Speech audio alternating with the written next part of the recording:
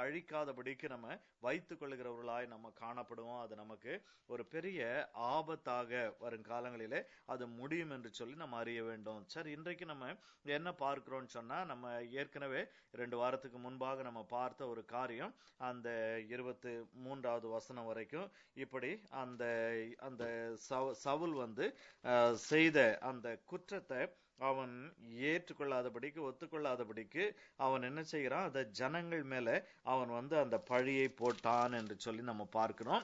அதுக்கப்புறம் அதனுடைய தொடர்ச்சியை தான் இந்த நாள்ல நம்ம பார்க்க போகிறோம். யாராவது ஒருவர் 24, 25, 26 இந்த 3 வசனங்களை வாசிப்போம். அப்பொழுது சவுல் சாமுவேலை நோக்கி, நான் கர்த்தருடைய கட்டளைகளையும் உம்முடைய வார்த்தைகளையும் மீறினதினாலே பாவம் செய்தேன். நான் ஜனங்களுக்கு பயந்து அவர்கள் சொல்லை கேட்டேன். இப்பொழுதும் நீர் என் பாவத்தை மன்னித்து நான் கர்த்தரை பணிந்து கொள்ளும்படிக்கு என்னோட கூட திரும்ப வாரும் என்றான். சாமுவேல் சவுலை பார்த்து, நான் உம்மோட கூட திரும்ப வருவதில்லை. கர்த்தருடைய வார்த்தையை புறக்கணித்தீர். நீர் இஸ்ரவேலின் மேல் ராஜாவாய் இராதபடிக்கு கர்த்தர் உம்மையும் புறக்கணித்து தள்ளினார் என்றான். இந்த 3 வசனங்களில நம்ம மறுபடியும் பார்க்கறதுன்னு சொன்னா, சவுலினுடைய ஒரு பூரணம் இல்லாத ஒரு தாழ்மை, இல்லைன்றா மனம் திரும்புதல் என்று சொல்லி நம்ம பார்க்கிறோம். அவனுடைய மனம் திரும்புதல் ஒரு சரியான ஒரு மனம் திரும்புதல் கிடையாது. சின்ன பிள்ளைங்க சாரி சொல்ற மாதிரி அவனுடைய சாரி கூட அவன் அந்த அந்த மன்னிப்பு கேட்டது, அந்த மனம் திரும்புகிற அந்த காரியங்கள், இந்த வார்த்தை அதான் மேலோட்டமா நம்ம பார்த்தோம்னு சொன்னா, ஓ பரவாயில்ல சவுல் இப்படியாக மனம் திரும்பினா அப்படின்னு சொல்லிட்டு நம்ம நினைக்கிறவர்களாய் நம்ம காணப்படுவோம். இந்த நோட்ஸ்ல இருக்கக்கூடிய காரியம், we are learning about building a Bible based Christian character. Let us now give much importance to the part God giving upon people, and being what God wants to be is important than working on winning God's favor. அநேக நேரத்துல நம்ம தேவனோடு நமக்கு இருக்கக்கூடிய ஒரு உறவுல என்னன்னு சொன்னா, ஒரு தோல்வி வந்த உடனே நம்ம என்ன செய்யறோம் அப்படின்னு சொன்னா, நமக்கு அந்த தோல்வியை ஏற்றுக்கொள்ள முடியல. முதலாவது பிரச்சனை அதுதான், தோல்வியை ஏற்றுக்கொள்ள முடியல. அதன் நிமித்தமா தான் நம்ம என்ன செய்யறோம், தோல்விக்கான காரணங்களை நம்ம அலசி ஆராயிரும். ஒரு அடிபட்டுருச்சு அப்படின்னு உடனே என்ன தப்பு செஞ்சுட்டேன் அப்படின்னு சொல்லிட்டு உடனே நினைப்போம். ஏன் அப்படி நினைக்கிறோம் அப்படின்னு சொன்னா, அடிபட்டதுனால நினைக்கிறோம். அடிபடலன்னா நான் என்ன இன்னைக்கு தப்பு செஞ்சேன்றதை யாரும் நினைக்க மாட்டோம். ஒரு பிரச்சனை வரல அப்படின்னு சொன்னா, பிரச்சனையினுடைய வலியின் நிமித்தமா நம்ம என்ன செய்வோம், நான் என்ன தப்பு செஞ்சேன். நல்லது, கர்த்தர் சிட்சிக்கிற நேரங்களில் ஆகிலும் நம்ம என்ன செய்ய வேண்டும், நம்ம அந்த காரியங்களை அலசி ஆராய்ந்து கர்த்தர் நமக்கு அந்த சிட்சையை அனுமதிக்கிறார். அதை நான் முற்றிலுமாய் தவறு என்று சொல்லவில்லை. ஆனா இந்த சூழ்நிலையில நம்ம என்ன பார்க்கிறோம் அப்படின்னு சொன்னா, இந்த சவுலை ஆண்டவர் புறக்கணித்து தள்ளின அப்படின்னு சொன்ன உடனே இவனுக்குள்ள ஒரு ஐயோ அப்படின்னு சொன்னா, இப்ப ஒரு பெரிய டேமேஜ் நடந்துருச்சு, ஒரு பெரிய தவறு நடந்துருச்சு, ஐயோ நமக்கு ஒரு பெரிய நஷ்டம் வந்துடுச்சு அப்படின்னு சொல்லக்கூடிய ஒரு நிலைமையில என்ன செய்கிறான், அவன் இருக்கிறான்.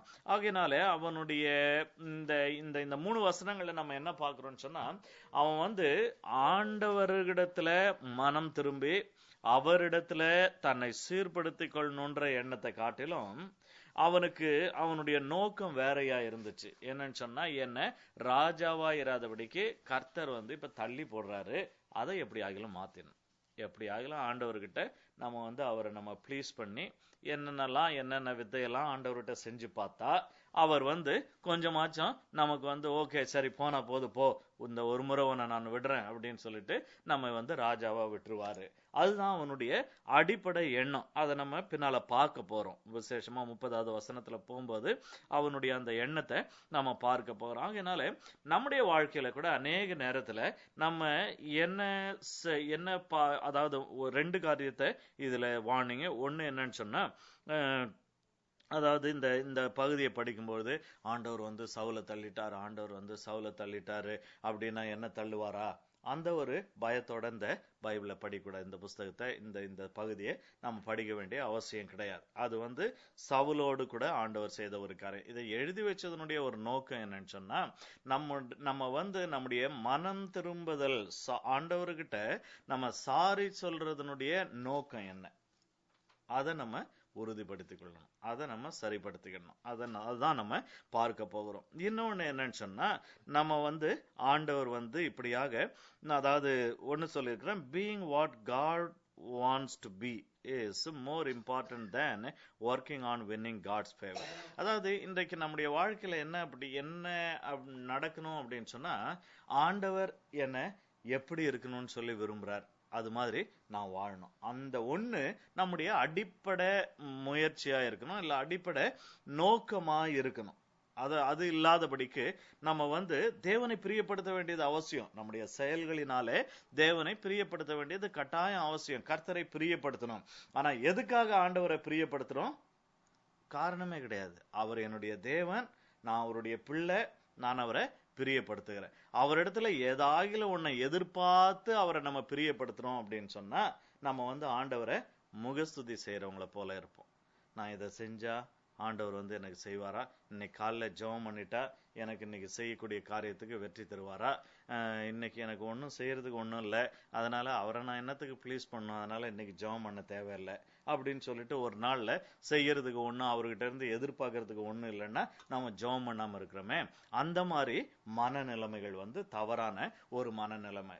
காலையில காரணம் இருந்தாலும் இல்லைன்னாலும் ஆண்டவருடைய சமூகத்துல போயிட்டு, ஆண்டவரை நான் நேசிக்கிறேன். இன்றைக்கு ஜவஹர் சமையல் அதை குறித்தான் பேசினார். ஆமா, ஆண்டவரோடு கூட அவருடைய அந்த பிரசனத்துக்குள்ளாக அவருக்குள்ளாக நம்ம இருக்கணும்னு சொன்னா அவரை நம்ம அதிகமாய் நேசிக்கிறவர்களாய் நம்ம காணப்பட வேண்டும் என்று சொல்லி, ஆக என்ன நோக்கத்துக்காக நம்ம அவரை தேடுகிறோம், எந்த நோக்கத்துக்காக நாம் அவருக்கு கொடுக்கிறோம், எந்த நோக்கத்துக்காக அவரை நம்ம விசுவாசிக்கிறோம், எந்த நோக்கத்துக்காக நம்ம அவருக்கு பணிவிடை செய்கிறோம், ஊழியர்களாய் நம்ம இருக்கிறோம், கர்த்தருக்காக என்ன செய்கிறோம்.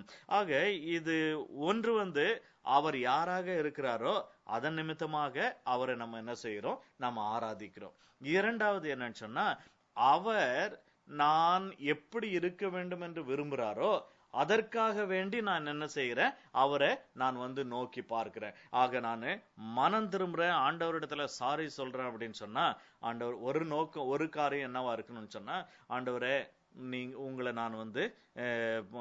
நான் உங்களுக்கு நான் ஒரு துரோகம் செய்யற மாதிரி செஞ்சுட்டேன், உங்க வார்த்தையை நான் மதிச்சு நடக்காத போயிட்டேன், நான் உங்களுக்கு ஒரு ஒரு கஷ்டத்தை உண்டு பண்ணிட்டேன், உங்களுடைய வார்த்தையை நான் மதித்து நடக்காத போயிட்டேன். ஆகையினால அந்த ஒரு காரியத்தை குறித்து அது எனக்கு மனசு கஷ்டமா இருக்கு. ஒருவேளை நம்முடைய பிள்ளைகள் ஆகட்டும், அவங்க அதாவது அவங்க ஒரு தவறு செய்யறாங்க அப்படின்னு சொல்லும் பொழுது நம்ம என்ன எதிர்பார்ப்போம் அப்படின்னு சொன்னா, டே நீ இதை செய்யும் பொழுது என் மனசுக்கு எவ்வளவு வேதனைப்படுது தெரியுமா. எதுக்கு நம்ம அதை சொல்றோம்? அந்த பிள்ளை நம்ம மனசை வேதனைப்படுத்த கூடாது அப்படின்ற ஒரு எண்ணத்தை உருவாக்கிக்கணும் அப்படின்ற ஒரு நோக்கத்தோட நம்ம சொல்லுகிறவர்களாய் நம்ம காணப்படும். அதே போல நம்ம தவறு செய்யும் பொழுது நம்ம தேவனுடைய இருதயத்தை வேதனைப்படுத்துகிறோம், அவரோடு கூட இருக்கக்கூடிய அந்த உறவுல ஒரு பிரச்சனை வருகிறது, அதை நான் சரி செய்து கொள்ள வேண்டும் என்ற நோக்கத்துக்காக நம்ம மன்னிப்பு கேட்கிறவர்களாய் காணப்பட வேண்டும். பின்னால நம்ம அதை குறித்து சில மேபி ஒரு மாசம் 2 மாசம் கழித்து நம்ம அதை குறித்து நம்ம பார்ப்போம். தாவீதனுடைய வாழ்க்கையில அதுதான் இருந்தது. அவனுக்கு தாவீதுக்கு ஐயோ நமக்கு ஒரு பெருத்த அவமானமா போயிடுச்சே, நம்முடைய விபச்சாரத்தினால நமக்கு ஒரு பெரிய அவமானம் போச்சு, அதெல்லாம் தாவீதுக்கு ஒரு எண்ணமே இல்லை. இன்னும் மொத்தத்துல சொல்லணும்னு சொன்னா, சவுல ஆண்டவர் பப்ளிக்ல கண்டிக்கிறாரு, ஆனா தாவீத அரண்மனையில அவன் தனியா இருக்கும் பொழுது ஒரு தீர்க்கதரிசியை அனுப்பி அவனிடத்துல அதை உணர்த்துகிறார். ஆனா இந்த பப்ளிக்கா கண்டிக்கப்பட்டவன் என்ன செய்யறான்னு சொன்னா, காரியத்தெல்லாம் மூடி போட பார்த்தான். ஆனா பிரைவேட்ல தனிப்பட்ட விதத்துல கண்டிக்கப்பட்டவன் என்ன செய்யறான், சங்கீதம் 51 எழுதி உலகம் முழுசும் சொல்லிட்டான். அது மட்டும் இல்ல, இன்றைக்கும் பல வருஷங்கள் கழிச்சு இன்னைக்கும் அந்த சங்கீதத்தை படிக்கும் பொழுதெல்லாம் அவன் செய்த பாவத்தை எல்லாரும் நினைக்கும்படியாக அவன் தன்னுடைய காரியங்களை பப்ளிக்காக, எதுக்கு தனக்கு அவமானம் வரும்ன்றதுக்காக. இன்றைக்கு உலகத்து மக்களை போல நம்ம என்ன செய்யக்கூடாது, சிந்திக்க கூடாது. நம்முடைய வாழ்க்கையினுடைய காரியங்கள் ஒரு தவறு செய்துட்டோம் அப்படின்னா, அதாவது அது சின்ன பிள்ளைங்க தான் அந்த மாதிரி செய்வாங்க. அது தேவனை அறியாத காலங்களிலே அது செய்யக்கூடிய ஒரு காரியம். சின்ன பிள்ளைங்க என்ன செய்வாங்கன்னா, கீழே விழுவாங்க. விழுந்துட்ட உடனே அங்க இங்க பார்த்துட்டு யாராவது பார்க்கறாங்களா, பார்க்கல அப்படின்ன உடனே ஒண்ணும் இல்லாத மாதிரி ஏஞ்சி போயிடுவாங்க. சில பிள்ளைங்க ஒருவேளை அழுகிற பிள்ளைங்க இருப்பாங்க, வலி அதிகமாச்சுன்னு சொன்னா.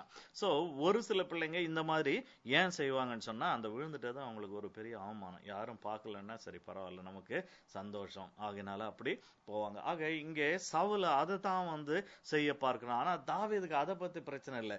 ஊருக்கு தெரிஞ்சா என்ன, உலகத்துக்கு தெரிஞ்சா என்ன, நான் ராஜாவா இருந்தா என்ன, இல்லைன்னா என்ன, என் கடவுளை விட்டு எனக்கு உறவு துண்டிக்கப்பட்டுருச்சு. அவருக்கு முன்பாக நான் பாவம் செய்து, அவருக்கு முன்பாக நான் பொல்லாங்கனதை நடப்பித்தேன். இது ஒருவேளை தன்னுடைய சொந்த மனைவிக்கு விரோதமான ஒரு பாவம், துரோகம், பத்சேபாளுக்கு விரோதமான ஒரு பாவம், பத்சேபாளுடைய கணவனை கொன்றது கொலைவெறி. ஆக இப்படி இச்சை, கொலைவெறி, துரோகம் இவைகளெல்லாம் இருந்தாலும் கூட அவன் என்ன சொல்றான் அப்படின்னு சொன்னா, இவைகளை காட்டிலும் ஆண்டவரே உமக்கு விரோதமாக நான் பாவம் செய்தேன். இன்னொரு இடத்துல கூட அவன் அதே தான் சொல்லுவான். உணர்த்தும் பொழுது நான் தேவனுக்கு விரோதமாக பாவம் செய்தேன். ஆக நம்ம முதலாவது இந்த உலகத்துல செய்யக்கூடிய எந்த தவறுகளும் மனுஷனுக்கு விரோதமான்றது ரெண்டாவது தான். முதலாவது தேவனுக்கு விரோதமாக நம்ம பாவம் செய்கிறோம். அதுதான் இந்த சவுல் அதை உணர்ந்து கொள்ள முடியல. சொல்லாம இல்ல, அந்த வசனத்துல அவன் சொல்றான், இப்படியாக தேவனுடைய கட்டளைக்கும் உம்முடைய கட்டளைக்கும் உம்முடைய வார்த்தைக்கும் நானே மீறினதினால் பாவம் செய்தேன் அப்படின்னு சொல்லிட்டு. இது ஒரு டயலாக் டைப் தான். இது ஒரு உண்மையான ஒரு காரியம் இல்லை. அவனுடைய பேச்சு அவ்வளோ அழகா அந்த இடத்துல இருக்கிறது என்று சொல்லி நம்ம பார்க்கிறோம். ஆக இந்த பகுதியில நம்ம காணக்கூடியது என்னன்னு சொன்னா, he sought Samuel only and seemed most anxious to stand right in his opinion and to gain his favor. அது மட்டும் என்னன்னா, இந்த இடத்துல மறுபடியும் அந்த வசனங்களை நம்ம பார்க்கும் பொழுது அந்த 24வது வசனத்துல இன்னொரு காரியத்தை நம்ம பார்க்கிறோம். என்ன சொல்றோம் அப்படின்னு சொன்னா, இப்படியாக உம்முடைய வார்த்தைகளை மீறுதல்னால நான் பாவம் செய்தேன். அதோட தான் நிறுத்தி இருக்கணும். ஒரு உண்மையான ஒரு மனம் திரும்புதல், நான் பாவம் செய்தேன் அப்படின்னா அவ்வளவுதான். அதுக்கு மேல ஒரு வார்த்தையும் பேசக்கூடாது. சாரி, நான் பாவம் செஞ்சுட்டேன் அப்படின்னு சொல்லிட்டு அப்படி சொல்லிட்டு, ஆனா அவன் தான் இடிச்சு தள்ளினான். ஆனா இவன் தான் என்ன பாவம் செய்ய வச்சான், என்ன இது இப்படி செஞ்சான், இவன் தான் என்ன அப்படி செய்ய சொன்னான், செய்தது நானு. ஆனா நானு சாரி அப்படி சொல்லிட்டு நான் என்ன செய்யறேன், இன்னொருத்தவங்களை காரணம் காட்டுறேன். இது அதாவது ஒரு மனுஷீகத்துல மனுஷர்கள் சொல்லக்கூடியது. முதலாக பாவம் செஞ்சவங்க இதைத்தான் சொன்னாங்க. ஆதாம நீர் கொடுத்த இந்த ஏவாள் அப்படின்னா, ஏவாள் இந்த சர்ப்பம் என்னை வஞ்சித்து போட்டது, நாங்க பாவம் செஞ்சோம் தான், ஆனா நாங்க பாவம் செய்யல, அடுத்தவங்களால நாங்க செஞ்சோம் அப்படின்னு சொல்லிட்டு. இது தேவனுக்கு முன்பாக ஏற்றுக்கொள்ளப்படாத ஒரு முறைமை, ஏற்றுக்கொள்ளப்பட முடியாத ஒரு அறிக்கை அப்படின்னு சொல்லிட்டு, மனம் திரும்புதல் அப்படின்னு சொல்லிட்டு பார்க்கிறாங்க. இந்த இடத்துல மறுபடியும், அதாவது பாவம் செய்தேன்னு சொல்லிட்டவன் அதோட தான் நிறுத்தினவே ஒழிய, அடுத்தது அவன் சொல்லுகிறது, நான் ஜனங்களுக்கு பயந்து அவர்கள் சொல்ல கேட்டேன்னா இப்ப பழிய அவங்க மேல போடுறாங்க. அப்படி போடுகிறதாய் அந்த இடத்துல நம்ம பார்க்கிறோம். இதுவும் இந்த வேதத்தின் அடிப்படையில நம்ம ஒரு மனம் திரும்புதலினுடைய ஒரு நல்ல மனம் திரும்புதலினுடைய அடையாளம் கிடையாது என்று சொல்லி நம்ம பார்க்கிறோம். So he excuses his fault even when confessing it. That is never the way of a true penitence. அது எந்த விதத்திலும் ஒரு உண்மையான மனம் திரும்புதலாய் அது இருக்க முடியாது என்று சொல்லி பார்க்கிறோம். 26வது வசனத்துல நம்ம ஏற்கனவே நம்ம பார்த்தோம், the Lord has rejected you from being king. இந்த இடத்துல சாமுவேல் தெளிவா சொல்றான், நீ இஸ்ரவேலின் மேல் ராஜாவா இராதபடிக்கு கர்த்தர் உம்மையும் புறக்கணித்து தள்ளினார். இதுல என்ன நம்ம பார்க்கிறோம் அப்படின்னு சொன்னா, நம்ம ஏற்கனவே 13வது அதிகாரத்துல 13வது வசனத்துல நம்ம பார்த்தோம். அந்த வசனத்தை நம்ம படிப்போம். 13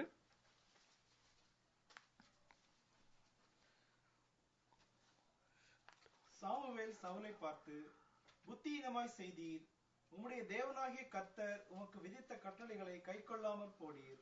மற்றபடி கர்த்தர் இஸ்ரவேலின் மேல் உம்முடைய ராஜ்யபாரத்தை என்றைக்கும் ஸ்திரப்படுத்துவார். ஆமா, இந்த இடத்துல நம்ம பார்க்கிறோம். ஒருவேளை அதுல இன்னும் ஏதாவது ஒரு வசனம் இருக்குதா?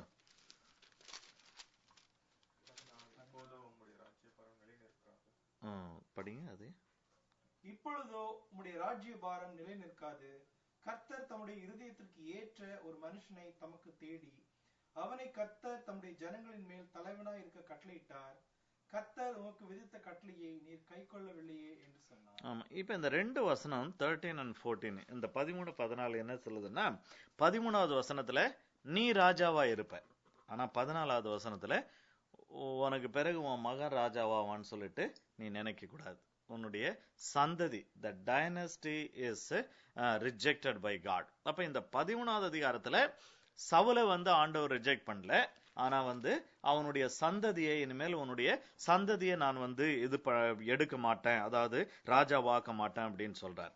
அப்படி சொன்னவர் இந்த இடத்துல 2வது முறை இவன் இந்த தவறை செய்யும் பொழுது இப்ப ஆண்டவர் என்ன சொல்லிட்டாரு, உன்னையும் நானு தள்ளி போட்டுட்டேன். 13வது அதிகாரத்துல உன்னுடைய சந்ததிகளை நான் தள்ளி போட்டேன்.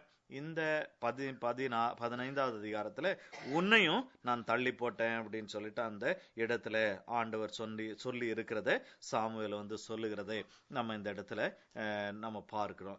ஆகினால இந்த இடத்துல இந்த ஒரு fake repentance, and the repentance in order to achieve anything other than restoring our relationship with God will be a fake repentance only. Soon we will go back to our past. சீக்கிரத்துல என்ன செய்வோம்னு சொன்னா, நம்முடைய அந்த பழைய அந்த பாவத்துக்கு நம்ம திரும்ப போயிடுவோம். ஒரு பலவீனத்தோட நம்ம போராடிட்டு இருக்கிறோம். அந்த போராட்டத்துல பிசாசு நம்ம வஞ்சிக்கக்கூடிய ஒரு காரியம் என்னன்னா, தேவன் ஒரு சிக்ஷை அனுப்புறார், ஒரு கஷ்டத்தை அனுப்புவாரு. ஏன்னா அந்த பாவத்தை பத்தி நம்ம டீல் பண்ணோம் அப்படின்னு சொல்லிட்டு நம்ம என்ன செய்யறோம் அப்படின்னு சொன்னா, அந்த ஒரு சிக்ஷையை அவர் அனுப்பும் பொழுது நமக்கு இருக்கக்கூடிய வலி போயிடணுன்ற ஒரு நோக்கத்தை முதல்ல நம்ம வச்சிடறோம். ஒரு பிரச்சனையை அனுப்பும்பொழுது பிரச்சனை நீங்கணுன்ற ஒரு வேகத்தை நம்ம முதல்ல வச்சிடறோம்.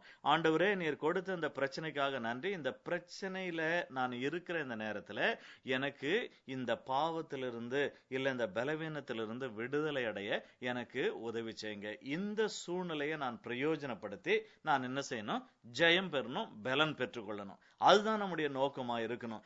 அது இல்லாதபடிக்கு ஆண்டவரே, ஆமா ஆமாப்பா, எனக்கு நீங்க அப்பவே சொல்லிட்டு இருந்தீங்க, பலமுறை வேதத்துல நீங்க எச்சரிச்சீங்க, நான் அதை கீழ்ப்படியாம நான் போயிட்டேன், எனக்கு இப்ப இந்த வலியை, இந்த வேதனையை, இந்த பிரச்சனையை நீங்க கொடுத்திருக்கிறீங்க, சாரி ஆண்டவரே, என்ன மன்னிங்க அப்படின்னு சொல்லும் பொழுது இது உலகத்துல யாருக்கும் தெரியாது, நமக்கும் கடவுளுக்கும் தேவனுக்கு மட்டும்தான் தெரியும். நம்ம எதுக்காக, என்ன நோக்கத்துக்காக நம்ம சாரி சொல்றோம். இது ரொம்ப ரொம்ப உள் இதயத்திலிருந்து நம்ம அறிந்து கொள்ள வேண்டிய ஒரு காரியம். அநேக நேரத்தில் நமக்கு தெரியக்கூட நமக்கு தெரியாது. ஆனா அந்த நேரத்துல நான் எதுக்காக நான் ஆண்டவருக்கு சாரி சொல்றேன் அப்படின்றத நம்ம கொஞ்சம் தெளிவுபடுத்திக்கணும். என் வலி போகணுன்றதுக்காக இல்ல, என் வேதனை போகணுன்றதுக்காக இல்ல, என்னுடைய பிரச்சனை வந்த தண்டனை மாறணுன்றதுக்காக இல்ல. அது தானாய் மாறும். காரணம், ஆண்டவர் ஒரு பிரச்சனையை கொடுக்கிறதுனுடைய நோக்கம் நிறைவேறின உடனே அந்த காரியம் நம்மை விட்டு போயிடும்.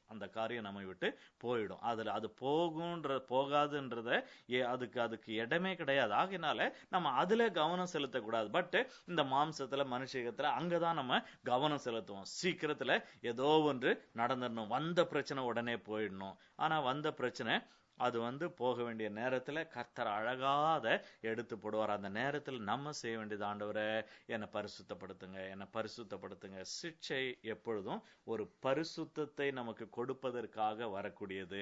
அப்ப அந்த சிக்ஷை இருக்கக்கூடிய ஒரு நாளோ 2 நாளோ 1 வாரமோ 2 வாரமோ அந்த நாட்களுக்குள்ளாக நம்ம பரிசுத்தம் அடையாம போயிட்டோம், இல்ல பரிசுத்தம் அடைகிற காரியத்தை நம்ம கான்சென்ட்ரேட் பண்ணாத விட்டுட்டோம் அப்படின்னு சொன்னா அந்த சிக்ஷையினால நமக்கு நஷ்டம் தானே ஒழிய நமக்கு லாபம் கிடையாது. அந்த நேரத்துல மன்னிப்பு கேட்போம், அந்த நாட்கள்ல அதை செய்யாம இருப்போம். ஆனா அது எல்லாம் முடிஞ்சு போயிட்டு அடுத்தது மறுபடியும் ஒரு சந்தோஷம், ஒரு செழிப்பு வந்த உடனே நம்ம என்ன செய்வோம், மறுபடியும் எதை 1 மாசம் 2 மாசம் செய்யாம விட்டோமோ அதுக்கு நம்ம திரும்ப போயிடுவோம். இதனுடைய மெயின் ரீசன் என்னன்னு சொன்னா, நம்முடைய கவனம் நம்முடைய வலியின் மீது, பிரச்சனை மீது இருக்கக்கூடாது, நம்முடைய அவமானம், நம்முடைய நிந்தையின் மீது இருக்கக்கூடாது, என்னுடைய பரிசுத்தத்தின் மேல இருக்கணும். நான் பரிசுத்தம் அடையணும் ஆண்டவரே. நீங்க கொடுத்தது உண்மையிலே நல்ல காரியம், எனக்கு தெரியும். நீங்க என்னை பரிசுத்தமாகிறதுக்காக நீங்க கொடுத்திருக்கிறீங்க. இந்த வலிய ஸ்தோத்திரத்தோடு நான் கடந்து போகிற இந்த நேரத்துல, இந்த நஷ்டத்தை ஸ்தோத்திரத்தோடு நான் கடந்து போகிற இந்த நேரத்துல, ஆண்டவருடைய வேதத்தை நம்ம கவனத்தோடு படிக்கும் பொழுது ஆண்டவர் நம்ம என்ன செய்வார், அடுத்த ஒரு லெவலுக்கு பரிசுத்தத்துக்கு நம்ம கொண்டு போறோம். பேதுரு அதுதான் சொல்றார். அதாவது உங்களுக்கு உங்கள் மத்தியிலே பற்றி எரிகிற அந்த அக்னியை குறித்து நீங்க புதுமண் நினைக்காதீங்க. பிரச்சனை பாடுகள் வரும் பொழுது இத புதுமண் நீங்க நினைக்காதீங்க. அந்த ஒரு சாதாரண ஒரு பொண்ணு வந்து நெருப்பினாலே அக்னியினாலே சோதிக்கப்படுகிறது போல விலையேற பெற்ற உங்களுடைய விசுவாசம் விசுவாசம் ஆகணும் அப்படின்னு சொன்னா பிரச்சனைகள் ஆகிய இந்த நெருப்புக்குள்ள நம்ம போக வேண்டும். ஆகையினால இந்த காரியங்களை நம்ம வந்து கவனமாய் நம்ம வைத்திருக்க வேண்டும். ஆக எந்த நோக்கத்துக்காக நம்ம சாரி சொல்றோம், அதுதான் வந்து இந்த இடத்துல நம்ம கவனிக்க வேண்டிய ஒரு காரியம் அப்படின்னு சொல்லிட்டு நம்ம இந்த இடத்துல நம்ம பார்க்கிறோம். அடுத்தது 28வது வசனத்தை யாராவது ஒருத்தர் வாசிங்க பார்க்கலாம். அப்பொழுது சாமுவேல் அவனை நோக்கி, கர்த்தர் இன்று உம்மிடத்தில் இருந்த இஸ்ரவேலின் ராஜ்யத்தை கிழித்து போட்டு உம்மை பார்க்கிலும் உத்தமனாய் இருக்கிற உம்முடைய தோழனுக்கு அதை கொடுத்தார். இந்த இடத்துல ஒரு 2 பகுதியை நம்ம கவனிப்போம். ஒண்ணு என்னன்னு சொன்னா, அந்த இடத்துல சாமுவேல் அவனை நோக்கி, கர்த்தர் இன்று உம்மிடத்தில் இருந்த இஸ்ரவேலின் ராஜ்யத்தை கிழித்து போட்டு. அதாவது இந்த இன்று அப்படின்னும் பொழுது இது நமக்கு ஒரு ஐடியா கொடுக்குது. என்னன்னு சொன்னா, நாளைக்கு சவுல் வந்து ராஜாவா இருக்க போறதில்லை அப்படின்னு சொல்லிட்டு. ஆனா உண்மையிலே அப்படி கிடையாது. உண்மையிலே அப்படி இல்லை. அதுக்கப்புறம் சவுல் வந்து என்ன செய்தான், சில வருஷங்கள் அவன் வந்து ஆளுகை செய்தான். ஏறக்குறைய 15 வருஷம் இந்த சம்பவம் நடந்த பிறகு 15 வருஷம் சவுல் வந்து ராஜாவா இருந்தான்னு சொல்லிட்டு பார்க்குறான். அப்ப இன்று அப்படின்ற ஒரு வார்த்தை என்னத்தை குறிக்கிறது அப்படின்னு சொன்னா, தேவனுடைய திட்டத்துல, தேவனுடைய அனாதி தீர்மானத்துல, தேவனுடைய மைண்ட்ல, தேவனுடைய இருதயத்துல என்ன ஆயிட்டான், சவுல் வந்து ராஜா கிடையாது. உலக பிரகாரமா உலகத்துல கொஞ்ச நாள் அவன் இருப்பான், இருந்து ராஜாவாவான். இத வந்து ஒருவேளை விசேஷமா ஊழியக்காரங்க மத்தியில, பாஸ்டர்ஸ் மத்தியில நான் இப்ப பேசல. அதனால ஒருவேளை அப்படிப்பட்டவர்கள் எல்லாம் வந்து இத உணர்ந்தாங்கன்னு சொன்னா நல்லா இருக்கும். ஆண்டவர் வந்து நான் இந்த தப்பு செஞ்ச பிறகு கூட என்னை இன்னும் ஊழியத்துல வச்சிருக்கிறாரு அப்படின்னு சொல்லி ஏமாந்து போயிடக்கூடாது. ஊழியக்காரங்க ஏமாந்து போயிடக்கூடாது. ஏன்னு சொன்னா, ஆண்டவர் வந்து ஆவி உலகத்துல ஒரு குறிப்பிட்ட நாள்ல நம்ம பேரை கிறுக்கி போட்டுருவார். அந்த சவுலுடைய பேரை கிறுக்கி போட்டிருப்பாரு. அதுக்கப்புறம் 15 வருஷம் ராஜாவா இருந்தான். உலகத்துல யாருக்கும் தெரியாது, ஆனா சாமுவேலுக்கு தெரியும், தேவனுக்கு தெரியும். தேவன் சாமுவேல் மூலமா சவுல் இடத்துல சொல்றாரு, இன்றைக்கு நீ வந்து தேவனுடைய பார்வையில இனிமேல் ராஜாவா இல்லை. மனுஷனுடைய பார்வையில இன்னும் 15 வருஷம் நீ இருக்கலாம், தேவனுடைய பார்வையில ராஜா கிடையாது. இத வந்து உண்மையாவே இந்த உலகத்துல எல்லாருக்கும் தேவன் சொன்னாருன்னு சொன்னா ரொம்ப நல்லா தான் இருக்கும். ஆனா தேவன் அதை சொல்லுகிறது இல்லை. காரணம் ஏன்னா, சவுலுக்கு சொல்லியும் கூட அவன் கொஞ்சமும் ஒரு அசைவில்லை. நம்ம பின்னால பாக்குறோம், அடுத்த அதிகாரங்கள்லாம் இருக்க அவனுடைய நிலைமை இன்னும் மோசமா தான் போச்சு அப்படின்னு சொல்லிட்டு நம்ம பார்க்கிறோம். ஆகையினால இதுல நம்ம என்ன பார்க்கிறோம், திஸ் டே அப்படின்ட்டு அவர் சொல்றாரு. அது மட்டும் இல்ல, அவர் வந்து அந்த வசனத்துல நம்ம என்ன பார்க்கிறோம், ராஜ்யத்தை கிழித்து போட்டு உங்களுடைய தோழனாகிய தோழனுக்கு அதை கொடுத்தார் என்று சொல்லி பார்க்கிறோம். இன்றைக்கு கொடுத்தார். சாமுவேல் பேசிக்கிட்டு இருக்கும் பொழுதே அதுக்கு கொஞ்சம் முன்னாடியே ஆண்டவர் எடுத்துட்டாரு. அந்த கொஞ்சம் முன்னாடியே யாருக்கோ அதை கொடுத்துட்டாரு. இந்த இடத்துல தாவீதுன்னு பேர் இல்லை. ஏன்னா தாவீதுன்னு பேர் தெரிஞ்சா போய் அவனை வந்து இவன் கொண்டு போட்டுருவான். ஆகையினால ஆண்டவர் வந்து அதை சொல்லல. நானு அங்க, அதாவது உன்னுடைய தோழன், தமிழ்ல தோழன் இருக்கு, இங்கிலீஷ்ல வந்து யுவர் நெய்பர் ஆஃப் யோர்ஸ், உனக்கு பக்கத்துல இருக்கிற ஒருவன் இடத்துல நான் கொடுப்பேன்னு சொல்லிட்டு ஆண்டவர் அந்த இடத்துல சொல்றாராக. இதுல நம்ம பார்க்கக்கூடிய காரியம் என்னன்னு சொன்னா, இன்றைக்கு நம்ம வந்து இது வந்து another spiritual understanding. இன்றைக்கு உலகத்துல அநேக காரியங்கள் நடந்து கொண்டிருக்கிறத நம்ம பார்க்கும் பொழுது ஆவி உலகத்துல வேறு விதமா நடக்குது. அதை நம்ம புரிந்து கொள்ளக்கூடிய அந்த ஆவிக்குரிய மனநிலைமை, அந்த ஆவிக்குரிய ஒரு ஒரு ஒரு புரிந்து கொள்ளுகிற தன்மை, அந்த அந்த நம்முடைய மனக்கண்கள் திறக்கப்பட்டு அந்த ஆவி உலகத்துல, இந்த ஸ்பிரிச்சுவல் ரெம்ல இந்த காரியங்களை புரிந்து கொள்ள நம்ம புரிந்து கொள்ளக்கூடிய ஒரு ஞானத்தை கர்த்தர் நமக்கு கொடுக்க வேண்டும். ஆகையினாலே இந்த வசனத்துல இதை நம்ம பார்க்கிறோம். ஆகையினால அது மட்டும் இல்ல, இன்னொன்னு சொல்றாரு, நெய்பர் ஆஃப் யோர்ஸ், அதாவது உம்முடைய தோழனுக்கு அதை கொடுத்தார் என்று சொல்லி. இந்த இடத்துல தாவீது என்று சொல்லப்படவில்லை. கர்த்தருடைய பார்வையில தாவீது, இவன் தீர்க்கதரிசி கூட தெரியாது யாருன்னு, தீர்க்கதரிசி கூட தெரியாது. கர்த்தர் தீர்க்கதரிசிக்கு வெளிப்படுத்தும் பொழுது எல்லாத்தையும் எல்லா தீர்க்கதரிசிக்கும் வெளிப்படுத்த மாட்டாங்க. சில நேரத்துல சிலர் சொல்லுவாங்க, 3வது லைன்ல இருக்கு பச்சை சட்டை அப்படின்னு சொல்லிட்டு சொல்லும் பொழுது சிலர் கேள்வி கேட்பாங்க, ஏன் அப்படி சொல்றவங்க பேரை சொல்லக்கூடாது, ஆண்டவர் முழுசா வெளிப்படுத்த மாட்டாரா? சில நேரத்துல அந்த வெளிப்பாடுகள் வரும்பொழுது முழுமையான வெளிப்பாட்டை ஊழியக்காரனுக்கு கொடுக்க மாட்டார். ஏன்னு சொன்னா ஊழியக்காரன் தெரிஞ்சுட்டா அவன் ஒன்ஸ் பிரேயர் முடிஞ்ச உடனே மாம்சத்துல அந்த காரியங்களை அவன் வச்சுக்கிட்டு என்ன செய்வான், அப்படிப்பட்டவங்களிடத்துல சில காரியங்களை செய்வாங்க. அதையும் மிஞ்சி செய்யறவங்க இருக்கிறாங்க. ஆகையினால தேவனுடைய வெளிப்பாடு பேசுற தீர்க்கதரிசிகளுக்கும் கூட முழுமையான வெளிப்பாடு இருக்காது. பேச வேண்டிய ஒரு சில காரியத்தை பேச வேண்டிய நேரத்துல மாத்திரம் ஆண்டவர் சொல்லுவார். நம்ம அடுத்த அதிகாரத்துல நம்ம பார்க்க போறோம். அந்த சாமுவேல் இடத்துல ஆண்டவர் இன்னமும் யாருன்றத ஒரு கன்சீல்டா தான் வச்சிருந்தாரு. அந்த இடத்துல போயிட்டு மற்ற சகோதரர்கள்லாம் நிக்கிற வரைக்கும் கூட ஆண்டவர் இவனுடைய பேர் என்ன, இவன் யாரு அப்படின்னு சொல்லிட்டு ஆண்டவர் சொல்ல, சாமுவேல் 1 2 3 கெஸ் பண்ணிட்டே இருக்கிறான், ஒருத்தனை பார்த்து ஒருத்தனுக்கு அப்புறம் ஒருத்தன். ஆக தேவன் இந்த இடத்துல சாமுவேலு கூட அந்த முழு வெளிப்பாட்டை கொடுக்கல, யார் அந்த தோழன் அப்படின்னு சொல்லிட்டு. ஆனா அது தாவீது. ஆக தேவன் பல காரியங்களுக்காக, நம்ம அதை குறித்து அடுத்த அதிகாரத்தில் நம்ம பார்க்கிறோம், பல நோக்கத்திற்காக, பல காரணத்துக்காக தேவன் சில காரியங்களை அதனுடைய காலம் வரும் வரைக்கும் கன்சீல் பண்ணி வச்சிருப்பார். நமக்கு கன்சீல் பண்ணுவாரு, தீர்க்கதரிசிகளுக்கு கன்சீல் பண்ணுவாரு, விசேஷமா எதிரிகளுக்கு அதை மூடி வச்சிருப்பார். அதை வெளிப்படுத்தாதபடிக்கு அது காலம் வரும் பொழுது அதை வெளிப்படுத்துவதற்காக ஆண்டவர் வைத்திருப்பார் என்று சொல்லி நாம் அறிந்து கொள்கிறவர்களாய் நம்ம காணப்பட வேண்டும்.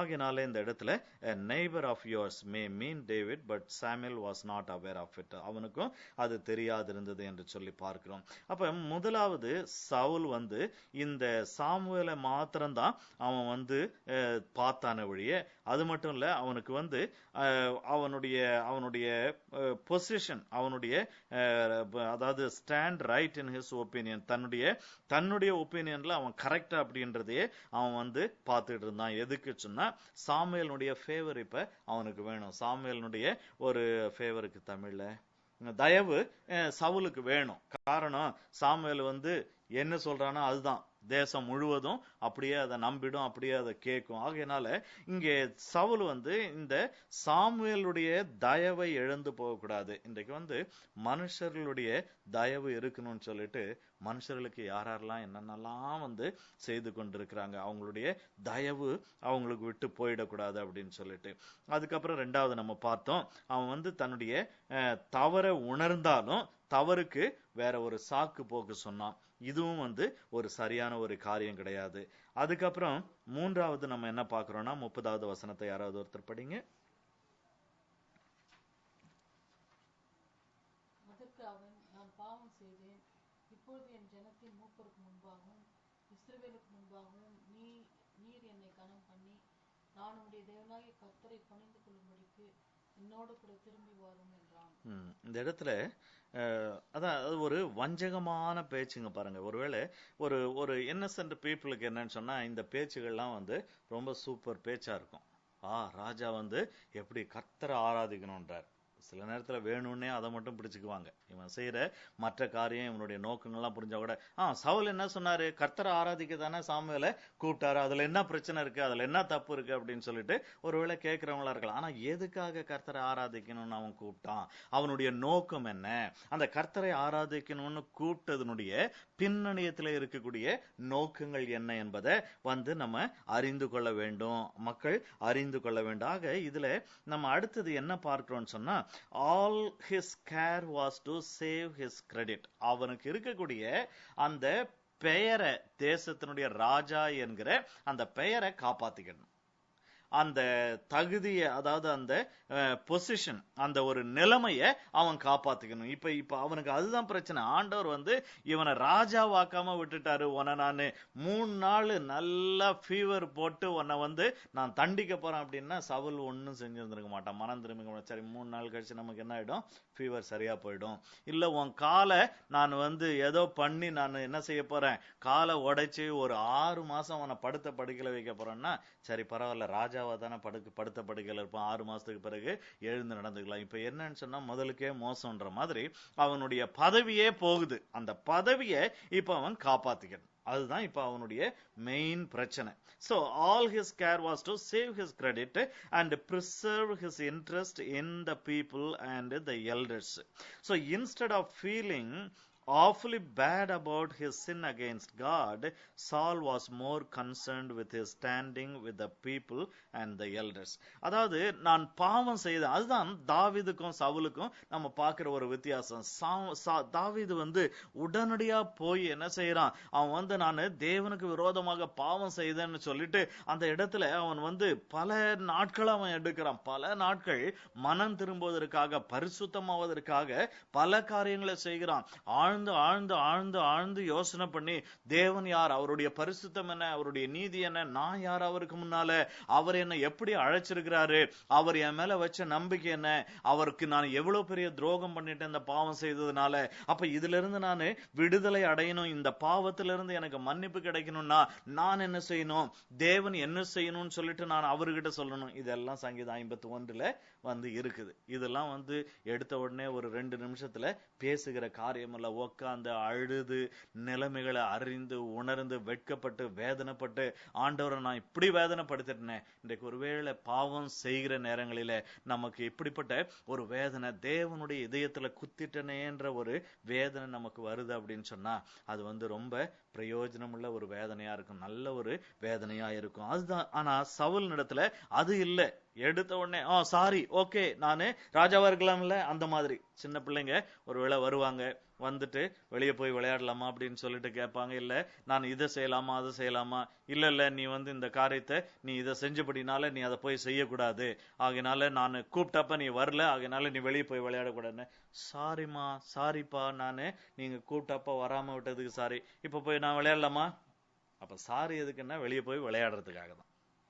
உண்மையான மனம் திரும்புதல். அதுதான் திரும்ப திரும்ப இதுல நம்ம பார்க்கக்கூடிய ஒரு காரியம் அப்படின்னு சொல்லிட்டு பார்க்கிறோம். ஆக அவனுக்கு காரணம் இதெல்லாம் நான் ஏன் சொல்றேன்னா, அந்த 30வது வசனத்துல அவன் என்ன சொல்றான் அப்படின்னு சொன்னா, நீ இஸ்ரவேலுக்கு முன்பாகவும் நீர் என்னை, ஆமா, பாவம் செய்து ஆண்டவர் உன்னை ராஜாவாகாதபடிக்கு தள்ளி போட்டாருன்றத கேள்விப்பட்டுட்டு, சரி கடவுள் தள்ளி போட்டா என்ன, சாமுவேலை நீ கணம் பண்ணிட்டேன்னா போதும், ஏன்னா கடவுள் கண் காணாம இருக்காருல்ல, அவரை பத்தி யாருக்கு தெரியும், அவரை பற்றி யாரு கவலைப்படுறாங்க, யாரும் அதை பத்தி கவலைப்படுறது கிடையாது. ஆகையினால ஆனா கடவுள் தள்ளி போட்டாருன்னு சாமுவேலே நீ என்ன செய்யாத, என்னை தள்ளி போட்டுறாத, நீ என்ன தள்ளினாதான் இப்ப எனக்கு பிரச்சனை வரும்.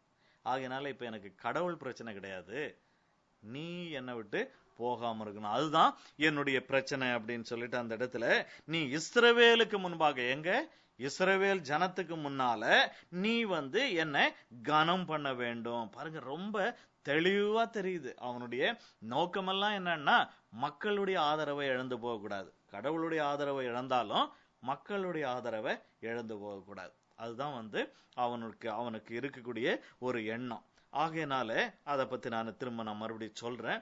ஆக இந்த இடத்துல அவன் அந்த ஒரு நோக்கம், அதுதான் even though the realization of this verse was so at the end of this encounter by prophet Samuel, Saul wanted his position to be upheld before the people. So Saul's image was his concern, and having a famous and approved servant of God by his side would make it appear as though everything is all right. அதாவது என்னன்னு சொன்னா, இவனுக்கு இப்ப கடவுள்கிட்ட எல்லாம் பிரச்சனை ஆயிடுச்சு. ஆனா இப்ப ஒரு தேசம் முழுசும் நம்புற ஒரு தேவனுடைய மனுஷன், ஒரு ஊழியக்காரன் என் பக்கத்துல நின்னுட்டா தேசம் முழுசும் என்ன செய்ய போகுது, ஓ தேவனுடைய ஊழியக்காரனே இவரை வந்து அக்செப்ட் பண்ணிட்டாரு, இவர் கூட போய் நின்னுட்டாரு, ஆகையினால நம்ம என்ன செய்யக்கூடாது, தேவனுடைய அதாவது ராஜாவுக்கு எதிராக நம்ம ஒன்றும் செய்யக்கூடாது. குவைட் நார்மல், ஒரு சாதாரண ஒரு மனுஷர்கள் நினைக்கிற இது. ஆனா சவுல் எவ்வளவு ஒரு கன்னிங்கானவனா அவன் இருக்கிறான், ஒரு தந்திரமானவனா இருக்கிறான். சாமுவேல் என் பக்கத்துல நின்னுட்டார்னா இப்ப ஒரே ஒரு முறை மட்டும், ஏன்னா இப்ப நடந்துடுச்சு இந்த சம்பவம், ஜனங்களுடைய கண்களுக்கு முன்பாக நடந்துச்சு. ஆனா இப்ப மட்டும் சாமுவேல் என் கூட வந்து ஒரே ஒரு முறை என் கூட உட்காந்து என்னோட வர்ஷிப் பண்ணிட்டாரு அப்படின்னு சொன்னா, அதுக்கப்புறம் சாமுவேல் போனா கூட பிரச்சனை இல்லை, நம்ம பார்த்துக்கலாம், மீதி காரியத்தை பார்த்துக்கலாம். ஏன்னா இப்போதைக்கு ஜனங்கள் வந்து சாமுவேலை தான் பார்க்கறாங்க, சாமுவேல் செய்யறத பார்க்கறாங்க. கடவுள் செஞ்சதை பார்க்கல, நான் செஞ்சதை பார்க்கல. ஆனா சாமுவேல் தேவனுடைய மனுஷன் என்ன செய்யறான்றத ஜனங்கள் பார்த்துக்கிட்டு இருக்கிறாங்க. ஆகையினால இப்ப சாமுவேல் நம்ம கூட இருந்துட்டா நமக்கு வந்து இந்த ராஜா பதவி வந்து இன்னும் சில நாள் இருக்கும். இதுதான் வந்து அவனுடைய மொத்த நம்பிக்கையும் மொத்த ஒரு எண்ணம், அவன் செய்ய வேண்டிய ஒரு காரியம் அப்படின்னு சொல்லிட்டு அவன் நினைக்கிறான். அடுத்தது 31வது வசனத்தை படிப்போம். அப்பொழுது சாமுவேல் திரும்பி சவுலுக்கு பின் சென்றான். சவுல் கர்த்தரை பணிந்து கொண்டான். இப்ப என்ன சொன்னா, இந்த இடத்துல அவன் முதல்ல வரமாட்டேன் அப்படின்னு சொல்லிட்டு சாமுவேல் சொன்னான். 26வது வசனத்துல சாமுவேல் சொல்றான், சாமுவேல் சவுலை பார்த்து, நான் உம்மோட திரும்ப வருகிறதில்லை, நானு உன்னோட வரமாட்டேன்ப்பா அப்படின்னு சொன்னவரு இப்ப என்ன பண்ணிட்டாரு, அதாவது அதுக்கு முன்னால வசனத்தையும் படிச்சோம்னா நமக்கு ரொம்ப நல்லா தெரியும். இஸ்ரவேலின் ஜெயபலமானவர் பொய் சொல்லுகிறதும் இல்லை, அதாவது 29வது வசனம், தாம் சொன்னதை பற்றி மனஸ்தாபப்படுகிறதும் இல்லை, மனம் மாற அவர் ஒரு மனுஷன் அல்ல. அது சொன்னதுனாலேயே என்னவையோ இவரு மனம் மாறிட்டார்.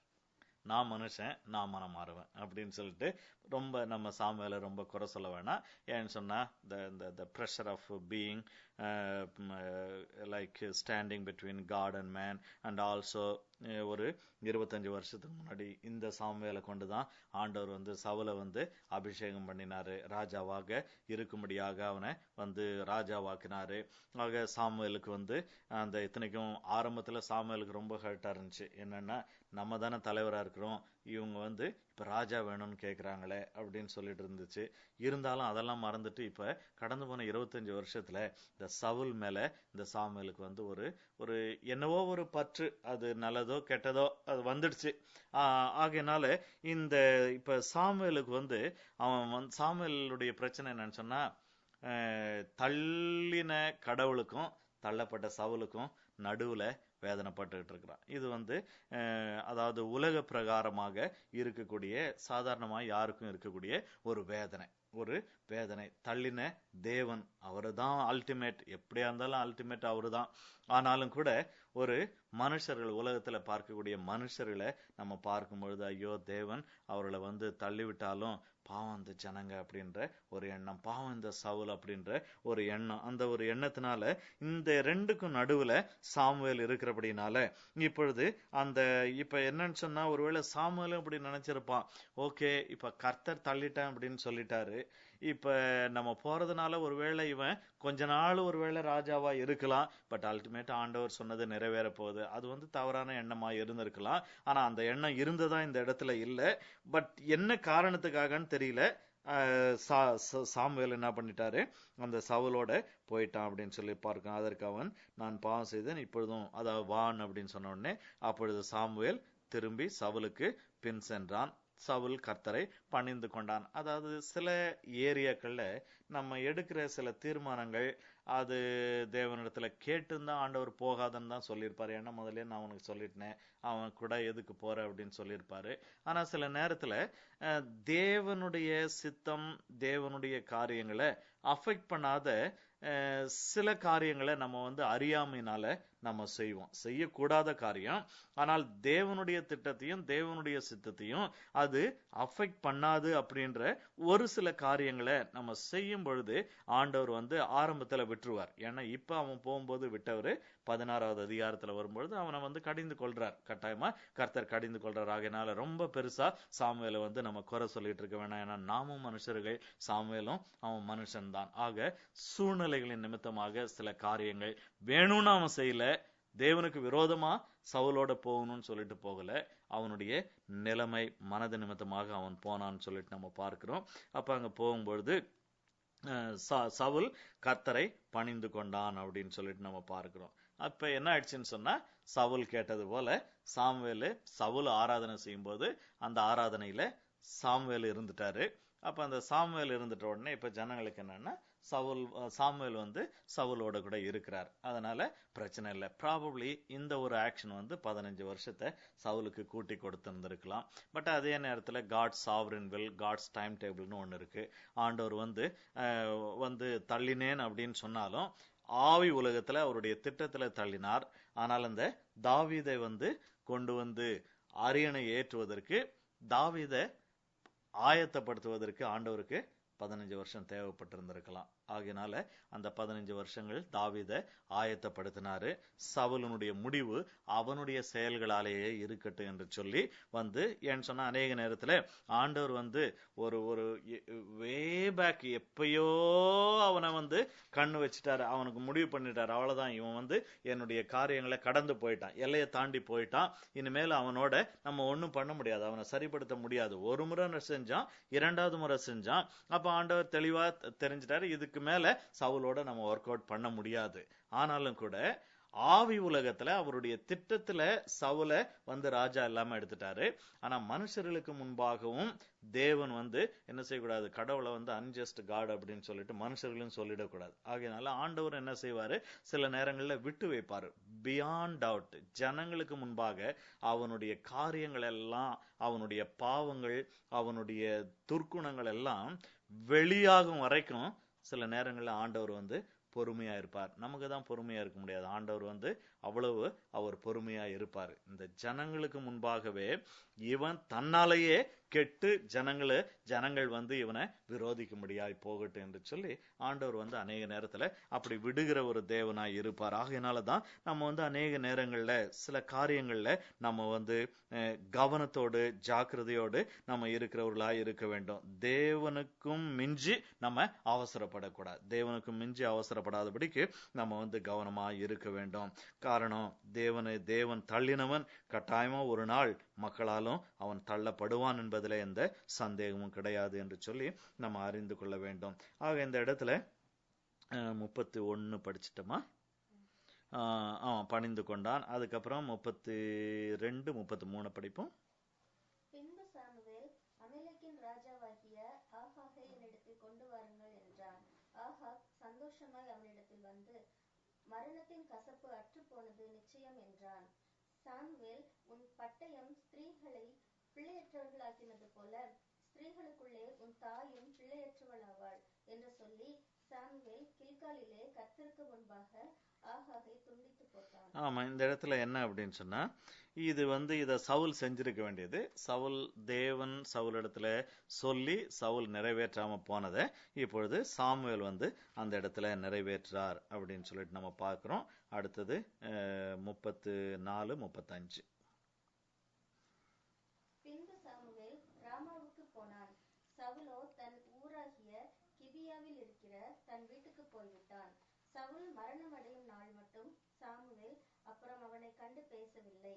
இஸ்ரவேலின் மேல் சவுலை ராஜாவாக்கினதற்காக கர்த்தர் மனஸ்தாபப்பட்டதின் நிமித்தம் சாமுவேல் சவுலுக்காக துக்கித்துக் கொண்டிருந்தான்.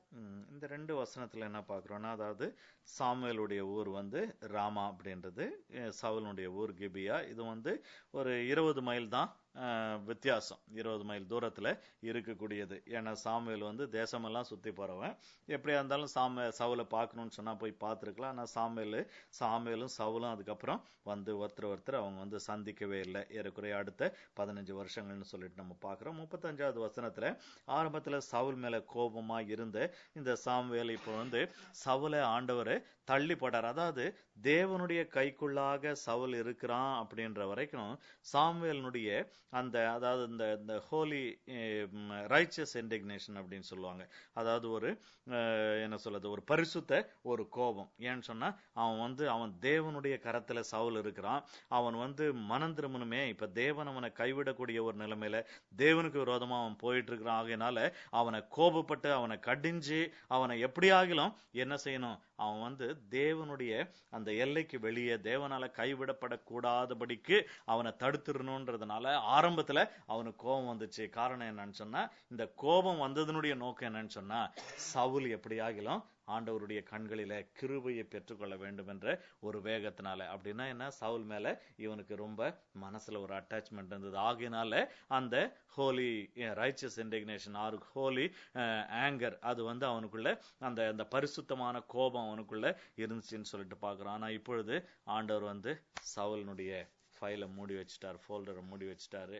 அப்ப மூடி வச்சிட்ட உடனே சாமுவேலுக்கு, ஏன்னா அவனுடைய உள்ளத்துல எவ்வளோ நினைச்சிட்டு இருந்தான், இந்த சவுலை பற்றி அவன் நினைச்சிட்டு இருந்திருப்பான். அதனால ஐயோ ஆண்டவர் கைவிட்டுட்டாரு, ஒருவேளை கிருபை கொடுப்பாரோ, இல்ல சவுலை ஆண்டவர் திரும்பவும் அவனுக்கு இன்னொரு சான்ஸ் கொடுப்பாரோ, இதெல்லாம் பலதையும் போட்டு மனுஷீகத்துல அவன் போட்டு தன்னுடைய சிந்தனையை குழப்பிட்டு இருந்தான். ஒருவேளை இதை பார்க்கும் பொழுது நம்ம யோனாவையும் இந்த சாமுவேலையும் ஒப்பிட்டு பார்க்கும் பொழுது, சாமுவேலினுடைய இந்த காரியம் இட்ஸ் a noble act. அவன் அதாவது ஆத்ம பாரம், அந்த ராஜா தேவனால கைவிடப்படக்கூடாது அப்படின்றதுல அவனுக்கு இருந்த அந்த ஒரு வேதனையை தான் அந்த 35வது வசனத்துல பார்க்கிறோம். சாமுவேலுக்காக அவன் தூக்கித்து கொண்டிருந்தான்னு சொல்லிட்டு அடுத்த அதிகாரத்தினுடைய முதல் 2 வசனங்களுக்குள்ள நம்ம போவோம்.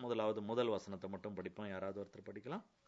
கர்த்தர் சாமுவேலை நோக்கி, இஸ்ரவேலின் மேல் ராஜாவா இராதபடிக்கு நான் புறக்கணித்து தள்ளின சவுலுக்காக நீ எந்த மட்டும் துக்கித்துக் கொண்டிருப்பாய்? நீ உன் கொம்பை தைலத்தால் நிரப்பிக் கொண்டு வா, பெத்லகேமியனாகிய ஈசாயின் இடத்துக்கு உன்னை அனுப்புவேன். அவன் குமாரரில் ஒருவனை நான் ராஜாவாக தெரிந்து கொண்டேன் என்றார். சரி, இப்ப இந்த 16வது அதிகாரத்திலிருந்து 31வது அதிகாரம் வரைக்கும் அடுத்த சவுலினுடைய அடுத்த கடைசி 15 வருஷங்களை நம்ம வருஷத்தினுடைய நிகழ்ச்சிகளை அந்த பகுதியில நம்ம பார்க்கிறோம். 31வது அதிகாரம் 16ல இருந்து 31 வரைக்கும். ஆக இந்த பகுதியில நம்ம பார்க்கக்கூடிய ஒரு காரியம் என்னன்னு சொன்னா, சவுலினுடைய வீழ்ச்சியினுடைய ஆரம்பம், தாவீதினுடைய எழுச்சியினுடைய ஆரம்பம். இதுல இந்த அதிகாரங்கள்ல பாக்குறோம். அதாவது 16வது அதிகாரத்துல சவுலினுடைய அந்த கீழே போகக்கூடிய ஒரு ஆரம்பம். அதே 16வது அதிகாரத்துல தாவீது மேலுக்கு வருவதற்குரிய அந்த ஒரு காரியத்தை நம்ம பார்க்கிறோம். சோ இந்த பகுதிகளில் நம்ம என்ன பார்க்கிறோம்னு சொன்னா, சால் is completely disqualified as king. Saul முற்றிலுமாக ராஜாவா இராதபடிக்கு டிஸ்குவாலிஃபை பண்ணப்படுறாருன்னு பார்க்கிறோம். அதுக்கப்புறம் David is introduced as his successor. தாவீதை அந்த சவுலுக்கு அப்புறம் ராஜாவாக வேண்டியவனாக அறிமுகப்படுத்தப்படுகிறத இந்த பகுதியில பார்க்கிறோம். மூன்றாவது, God trains David through suffering to lead his people. தம்முடைய சொந்த ஜனங்களை அவன் தாவீது நடத்தும்படியாக 15 ஆண்டுகள் பலவிதமான சூழ்நிலைகளிலே தாவீதை அனுப்பி அவனை தகுதியுள்ளவனாக கர்த்தர் மாற்றுகிறார் அப்படின்னு சொல்லிட்டு நம்ம பார்க்கிறோம். அப்ப இந்த 1வது வசனத்துல, அதாவது பெத்லகேமியன் ஆகிய ஈசாய் அப்படின்னு சொல்லிட்டு அவனை குறித்து நம்ம பார்க்கிறோம். அப்ப இந்த தாவீதனுடைய தகப்பனுடைய பேர் ஈசாய். ஜெசி வாஸ் த கிராண்ட்சன் ஆஃப் ரூத்னுடைய பேரன் தான் இந்த ஜெசி என்பது. அந்த ரூத் என்பவள் நமக்கு தெரியும், அவ இஸ்ரவேல் ஜனமல்ல, மோவாபிய பெண்மணி. அதே நேரத்துல போவாஸ் ஆபிரகாமுடைய வம்சத்துல வந்தவன் என்று சொல்லி நம்ம பார்க்கிறோம். ஆகையினால ஆபிரகாமுடைய இந்த உடன்படிக்கைக்கு உரியவனாய் மாறுகிறான். அதாவது ஆபிரகாமுக்கு ஆண்டவர் உடன்படிக்கை பண்ணும்பொழுது நானு உன்னுடைய சந்ததி அப்படின்னு சொல்றாரு. அதே நேரத்துல அநேக சந்ததிகள், அதாவது பூமியில் உள்ள அனைத்து வம்சங்களும் என்று சொல்லி நம்ம பார்க்கிறோம். அப்ப இந்த ஆபிரகாம் வழியில வந்த போவாசும் மற்ற புறஜாதி மக்கள் மற்ற சந்ததிகளிலிருந்து வந்த இந்த ரூத்துவும் ஒன்று சேர்ந்து என்ன செய்றாங்க, தாவீதனுடைய தாத்தாவும் பாட்டியுமா இருக்கிறாங்க. அதாவது ஜெஸ்ஸியினுடைய அதாவது ஈசாயினுடைய தாத்தா பாட்டியுமா இருக்கிறாங்க. அதுல நமக்கு தெரிஞ்சிருக்கிறபடி அந்த வழியில ஆண்டவராகிய இயேசு கிறிஸ்து வந்தார் என்பது நமக்கு தெரியும். சோ ஆகையினால thus come in the line of covenant with Abraham. Bethlehem is in the territory of Judah. யூதாவில இருக்கக்கூடிய ஒரு ஊர் தான் வந்து பெத்லெகேம் என்று சொல்லி பார்க்கிறோம். ஆதியாகமம் 49:10 யாராவது ஒருத்தர் படிக்கலாம்.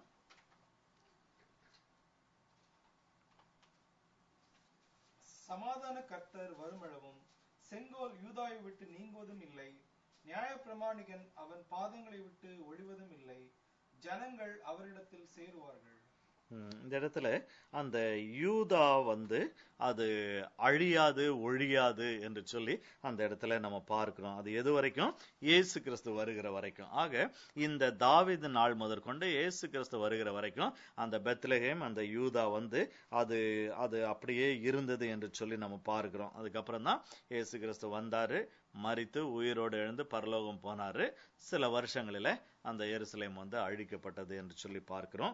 ஆக அவர் திரும்ப வரக்கூடிய இந்த கடைசி காலங்களில மறுபடியும் இப்பதான் 65 வருஷத்துக்கு முன்னாடி, அதாவது 47ல மறுபடியும் அந்த எருசலேம் அந்த இஸ்ரவேல் தேசம் உருவானது என்று சொல்லி பார்க்கிறோம். எல்லாமே இயேசு கிறிஸ்து பரலோகம் போனதையும் இஸ்ரவேல் தேசம் வந்து அந்த யூதா வந்து முற்றிலுமாக அது வந்து அதாவது இல்லாம போனது, தேவாலயம் இடிக்கப்பட்டதுன்னு சொல்லிட்டு பார்க்கிறோம். இப்ப ஒரு திரும்ப வரக்கூடிய இந்த காலங்களில திரும்ப அந்த இஸ்ரவேல் தேசம் கட்டி எழுப்பப்படுகிறது என்று சொல்லி நம்ம அதுல நம்ம அறிந்து கொள்ளுகிறோம். சரி, இங்க என்னன்னு சொல்லி பார்க்கிறோம்னா இன்னொன்னு ஆண்டவர் வந்து ரொம்ப அழகா சொல்றாரு. அவன் குமாரரில் ஒருவனை நான் ராஜாவாக தெரிந்து கொண்டேன் என்றார். அதாவது இங்கிலீஷ்ல ரொம்ப அழகா இருக்கும். I have provided myself a king. அதாவது எனக்கு ராஜாவாக ஒருவனை நான் தெரிந்து கொண்டேன். அதாவது இவர் மேல ஆளுகை செய்யும்படியாக அல்ல, அவருடைய மனதுக்கு ஏற்றது. அதுதான் நம்ம பார்க்கிறோம். அதாவது அவருடைய மனதுக்கு ஏற்ற ஒருவன் என்று சொல்லி இந்த இடத்துல பார்க்கிறோம். சோ சால் வாஸ் பீப்புள்ஸ் சாய்ஸ். சவுல் வந்து மக்களாலே, மக்களுடைய விருப்பம், அதாவது மக்கள் ராஜா வேணும்னு கேட்டாங்க. தேவன் வந்து உங்களில ஒருவனை ராஜாவாக்குறேன்னு சொல்லிட்டு ராஜாவாக்குனார். 1 சாமுவேல் 9:16 யாராவது ஒருத்தர் படிங்க.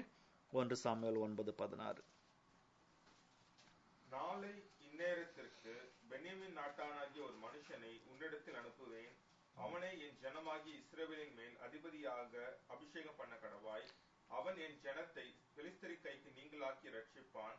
என் ஜனத்தின் முறையிடுதல் என்னிடத்தில் வந்து எட்டினபடியினால் நான் அவர்களை கடாட்சித்தேன் என்று வெளிப்படுத்தியிருந்தார். இந்த வசனத்துல நம்ம கவனமா பார்த்தோம்னு சொன்னா அவனை வந்து இஸ்ரவேல் மேல ராஜாவாக்குன்னு ஆண்டவர் சொல்ல. அவர் என்ன சொல்றாரு? இஸ்ரவேல் மேல அதிபதியாக்கு. அதாவது இங்கிலீஷ் டிரான்ஸ்லேஷன் படி பிரின்ஸ் அப்படின்னு சொல்லிட்டு பார்க்கிறோம். இல்லைன்னு சொன்னா கமாண்டர், ஒரு அனாயிண்டட் கமாண்டர். அவன் வந்து யுத்தத்தை நடத்துவதற்கு ஒரு கமாண்டர். இப்ப இந்த சில முஸ்லிம் கண்ட்ரிஸ் எல்லாம் வந்து இப்ப இந்த மிலிட்டரி கூ, அதாவது அவங்க வந்து அந்த மிலிட்டரி வந்து ஆளுகிற இதை எடுத்து ஆள்றாங்களே, மிலிட்டரியிலயும் இருப்பாங்க. அந்த மிலிட்டரி கமாண்டர் தான் தேசத்தினுடைய சீஃபா இருப்பான். ஏறக்குறைய அந்த மாதிரி டைப்பா வாட் எவர். என்னன்னு சொல்ல என்ன பாக்குறோம் அப்படின்னு சொன்னா இந்த இடத்துல ஆண்டவர் வந்து அவனை ராஜான்னு சொல்லிட்டு அவர் வந்து வாய் கூசாம அவரு சொல்லல. அவருக்கு அதை ஆண்டவர் தேவனுக்கு அதை சொல்ல பிடிக்கல. ஏன்னு சொன்னா ஆண்டவருடைய மனதில் இருந்ததெல்லாம் தாவீது தான வழிய சவுல் கிடையாது. ஆனா தாவீதனுடைய காலம் இன்னும் வரவில்லை. ஆகையினால இந்த ஜனங்க ஆண்டவருடைய சித்தத்தினுடைய நாளுக்கு முந்தி கேட்டுக்கொண்டபடினால ஆண்டவர் வந்து அவனை கொடுக்கிறார். ஆகையினால ஆண்டவர் என்ன சொல்றார்? அவனை அதிபதியாய் நீ வந்து அபிஷேகம் பண்ணு. and anoint Saul as the commander or prince, whereas David was God's choice, who was a man after his own heart. So David was anointed king. அப்ப தேவனுடைய பார்வையில சவுல் வந்து அபிஷேகம் பண்ணப்பட்ட ஒரு அதிபதி தானே வழியே. ஆனா தாவீது தான் வந்து தேவனுடைய மனதில, அவருடைய திட்டத்துல அபிஷேகம் பண்ணப்பட்ட ராஜாவா இருக்கிறான் என்று சொல்லி நம்ம பார்க்கிறோம். சரி, 2வது வசனத்தை வாசிப்போம். அதற்கு சாமுவேல், நான் எப்படி போவேன்? சவுல் இதை கேள்விப்பட்டால் என்னை கொன்று போடுவானே என்றான். அப்பொழுது கர்த்தர், நீ ஒரு காளையை கையோடே கொண்டு போய் கர்த்தருக்கு பலியிட வந்தேன் என்று சொல்லி சரி. மீதி அப்புறம் நம்ம பார்க்கலாம். அப்ப அதாவது இங்கே சவுல் வந்து இப்ப என்ன சொல்றான் அப்படின்னு சொன்னா, ஆண்டவரே இப்ப எல்லாம் இதுதான் இப்பதான் நடந்து முடிஞ்சது. அவனுக்கு பயங்கர கோபத்துல இருப்பான் சவுல் வந்து. ஆக இந்த நிலைமையில வந்து இப்ப போயிட்டு நான் இவனை ராஜாவாக்குனா சூழ்நிலைகள்லாம் வித்தியாசமாயிடுமே, என்னையும் கூட கொண்டு போடுவானே. ஏன்னா சாமுவேலும் மனுஷன் தானே, நானும் பாஸ்டர், என்னதான் ஊழியத்துல எவ்வளோ பேர் எவ்வளோ ஊழியம் செஞ்சாலும் யாரும் வந்து கட்டாயம் சாகணும் அப்படின்னு சொல்லிட்டு ரத்த சாட்சியா சாகணும்னு சொல்லிட்டு யாரும் விரும்புகிறது இல்ல.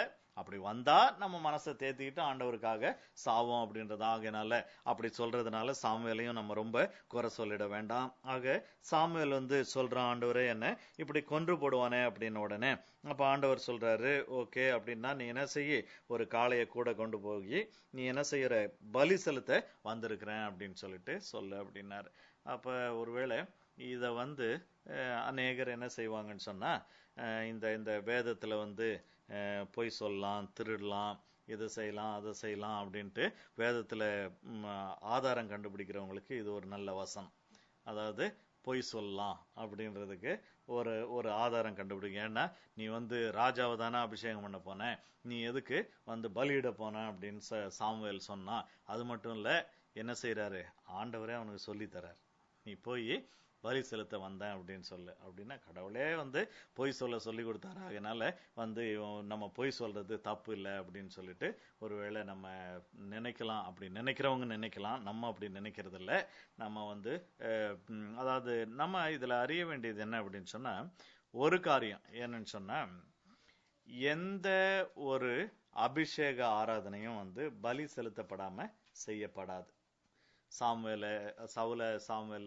அபிஷேகம் பண்ணும்போது கூட பலி செலுத்தின் மூலமா தான், பலி செலுத்துற நேரத்துல தான், பலியினுடைய நேரத்துல தான் அவனை வந்து ராஜாவை அபிஷேகம் பண்ணார். சோ இது ஆண்டவர் சொன்னாலும் சொல்லலனாலும் அங்க போயிட்டு முதல்ல பலி செலுத்தி அப்புறம் தான் வந்து ராஜாவை அபிஷேகம் பண்ணணும். ஆனா சவுலுக்கும் ஒரு பிரைவேட் அனாயிண்டிங் இருந்துச்சு. சவுல வந்து சாமுவேல் என்ன சொல்றாரு, உன்னுடைய வேலைக்காரன்லாம் கொஞ்சம் தனியா போக சொல்ல அப்படின்னு சொல்லிட்டு தனியா இருக்கும்போது டக்குனு அந்த எண்ணெயை ஊத்தி ஒரு அபிஷேகம் பண்றாரு. அதே போல இந்த இடத்துலயும் கூட ஒரு ஒரு சீக்ரெட் அனாயிண்டிங் ஒண்ணு இருக்கு. பப்ளிக் அனாயிண்டிங்க்கு முன்னாடி சீக்ரெட் அனாயிண்டிங், ஒரு ரகசிய ஒரு அபிஷேகத்தை அந்த இடத்துல நம்ம பார்க்கிறோம். ஆகையினால இந்த இடத்துல நம்ம இது எல்லாவற்றையும் நம்ம என்ன பார்க்கிறோம் அப்படின்னு சொன்னா, அப்ப அதாவது பலி இல்லாதபடிக்கு இந்த ராஜாவை அபிஷேகம் பண்றது கட்டாயம் இருக்காது. ஆகையினால இப்ப என்னன்னா, சாமுவேல் போறதுல உண்மையிலே சொல்ல போனா 2 பார்ட் இருக்கு. என்னன்னு சொன்னா, ஒண்ணு பலி செலுத்துறது, இன்னொன்று ராஜாவாய் அபிஷேகம் பண்றது. சரி, இப்ப உனக்கு உண்மையாவே உனக்கு பயம் இருக்குதுன்னு சொன்னா சாமுவேல், நீ என்ன செய்ய, நீ வந்து மொத்தத்தையும் போய் சொல்லாத. நீ செய்ய போற மொத்த காரியத்தையும் போய் சொல்லாத, பாதி காரியத்தை சொல்லு. இப்ப இது எப்படின்னு சொன்னா, நீ வந்து பொய்யும் சொல்லல, அதே நேரத்துல உண்மையும் சொல்லலன்னு கிடையாது. நீ வந்து ஒரு காரியத்தை என்ன செய்யற, ஒரு நோக்கத்துக்காக ஒரு ஞானத்தோட நீ என்ன செய்யற, அதை வந்து நீ ஒளித்து வைக்கிற, மறைச்சு வைக்கிற. ஆக இது மறைத்து வைக்கிறதுல, அதாவது இந்த குறிப்பிட்ட சம்பவத்துல வந்து ஒரு காரியத்தை மறைச்சு வைக்கிறது வந்து அது வந்து தவறு இல்லை. ஏன், அதாவது இந்த சம்பவத்துல மட்டும் சொல்றேன். ஆகையினால இதுல என்னன்னு சொன்னா, நம்ம ஒரு வசனத்தை வாசிக்க போறோம். அதை வாசித்தா நமக்கு தெரியும். மத்தேயு 10:16 வாசிப்போம். Matthew 10:16, மத்தேயு 10:16.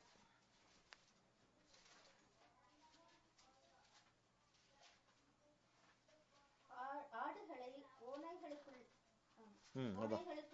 அனுப்புகிறது போல இதோ நான் உங்களை அனுப்புகிறேன். ஆகையால் சர்ப்பங்களைப் போல வினாவுள்ளவர்களாகவும் புறாக்களைப் போல கபடற்றவர்களாகவும் இருங்கள். ஆண்டவர் என்ன சொல்றாரு, நீங்க ஆட்டுங்களை போல இருக்கிறீங்க. இன்னொரு இடத்துல ஆட்டுக்குட்டியே ஓநாய்களுக்குள்ளேன்னு சொல்றாரு. நீங்க ஒரு ஆடுகளை போல இருக்கிறீங்க. ஆனா நீங்க போறது எங்கன்னா ஓநாய் கூட்டத்துக்குள்ள. இந்த உலகம், பிசாசு, உலகத்தினுடைய மக்கள் வந்து ஒரு ஓநாய் கூட்டம் போல. அப்ப ஆடுகள் வந்து ஓநாய் கூட்டத்துக்குள்ள போகும் பொழுது கட்டாயம் அந்த ஓநாய்கள் என்ன செய்யும்,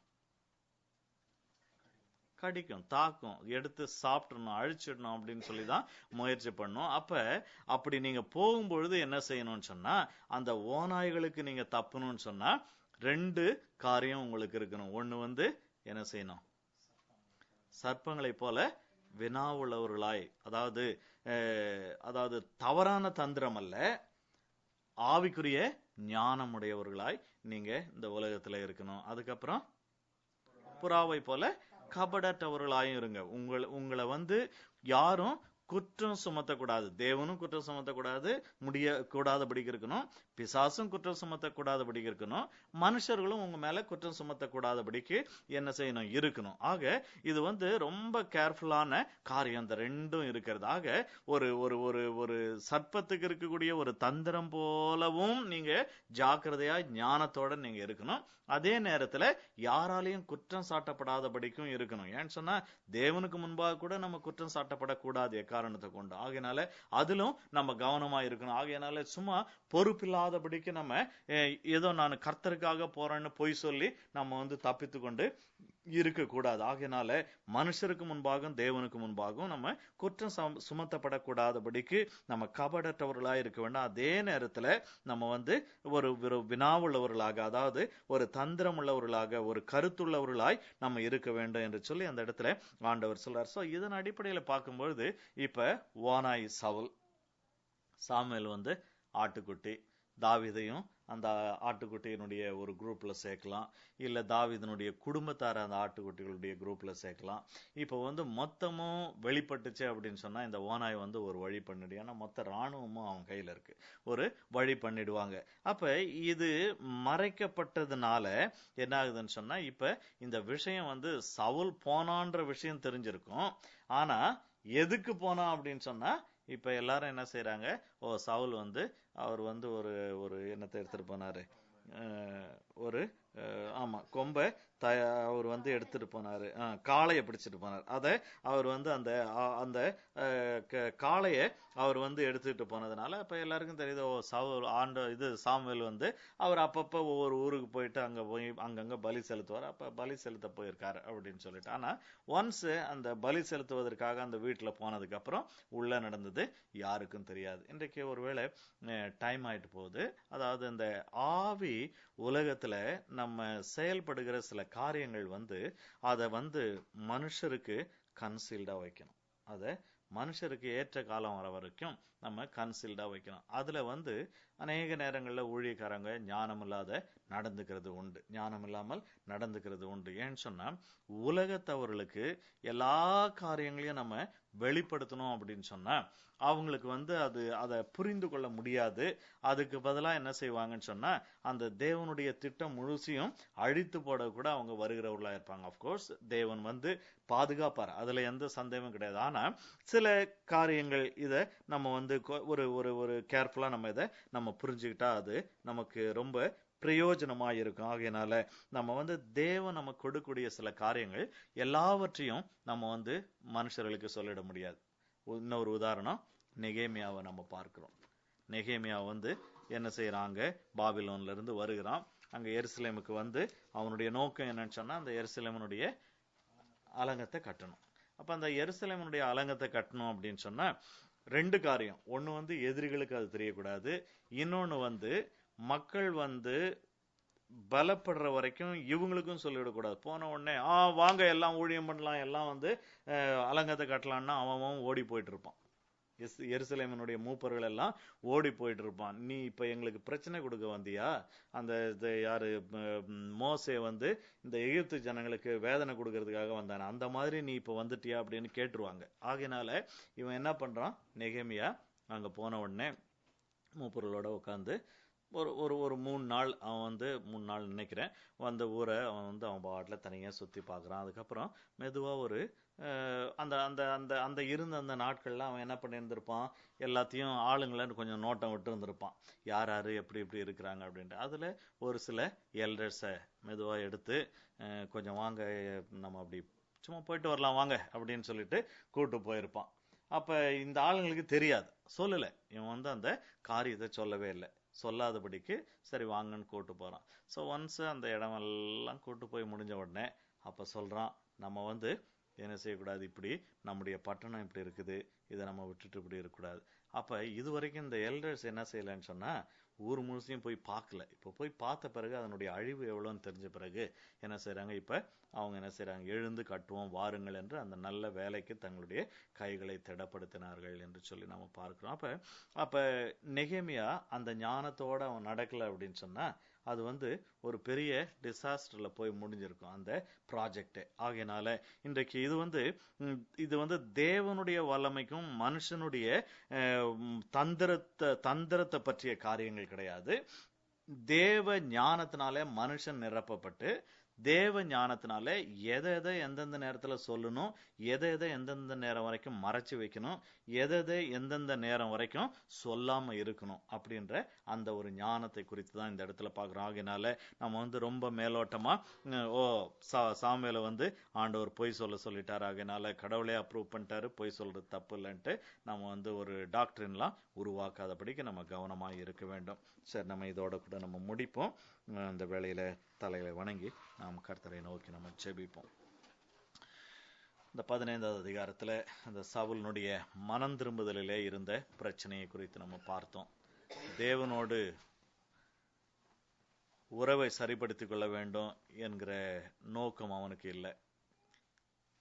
உலகத்துல அவனுக்கு இருக்கக்கூடிய மதிப்பு, மரியாதை, அந்தஸ்து, பெருமை, இதை எல்லாவற்றையும் பாதுகாத்து கொள்வதற்கு என்ன செய்யணுமோ அதில் தான் அவன் கவனம் செலுத்தினான்னு பார்க்குறோம். இன்றைக்கு கர்த்தருடைய பிள்ளைகளாகி நம்ம எல்லா சூழ்நிலையிலும் அவமானம், நிந்தை, நஷ்டங்கள் இல்லாமல் போகிறது, இதை பற்றி ரொம்ப ஒரி பண்ணிட்டு நம்ம இருக்கக்கூடாது.